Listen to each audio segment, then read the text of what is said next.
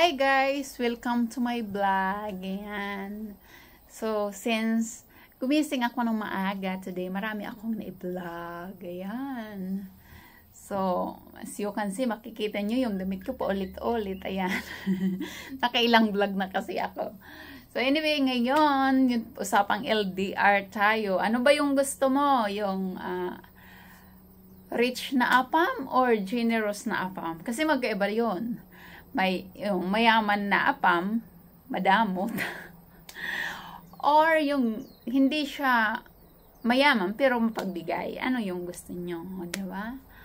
So, comment below kung ano ba yung gusto nyo. Kung ikaw ang papapiliin, ano yung gusto mo sa apam. Ayan, diba?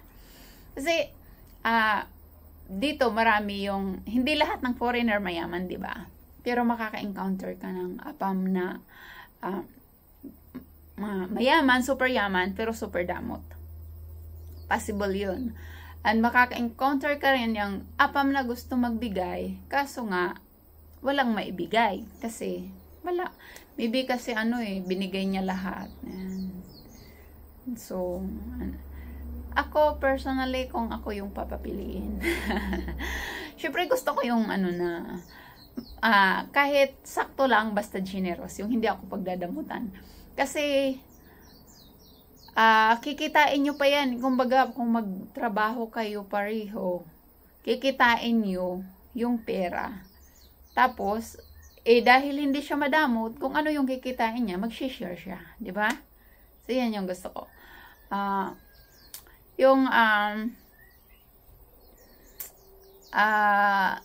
Mayroong papansin mo yan, marami din yung mayaman yung apam nila pero hindi sila binibigyan.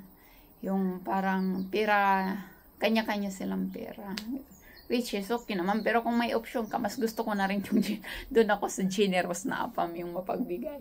Kasi lalo na, yung expectation sa atin, pag may apam ka, diba, dapat mayaman ka, ganoon. Sabi nila mayaman ka. So, in-expect nila, mag-share ka din ng blessing mo. So, diba, yung parang, dagdag pressure yun. Tapos, kung madamot yung apam mo, hindi mo yan i-explain sa family mo na, ay, hindi ako makakapag-share kasi, oo nga, mayaman siya, pero hindi ako binibigyan.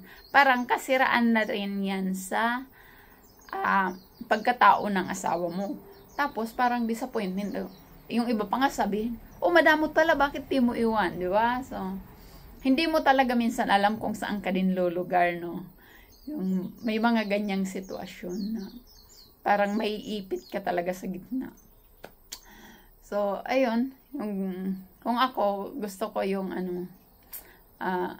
kahit hindi mayaman, basta generous. Diba? Kayo, comment below.